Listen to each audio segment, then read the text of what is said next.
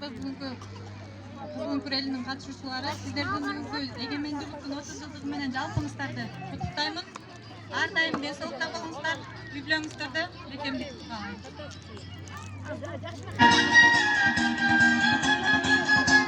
Elinize tuğanda kolca koştuk durayla. Şimdi talantlı güzel insanlara kolca koştuk durayla.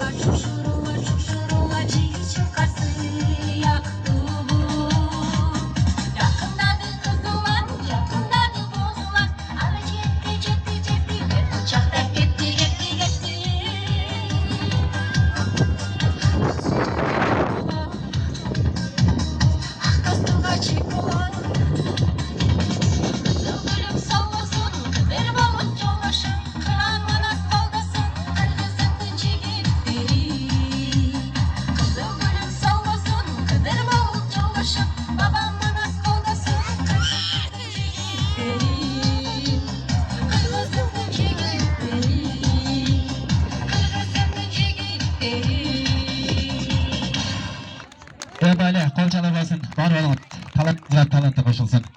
Kalganların bilmedim bu onda baladan toşuna artış çıkart.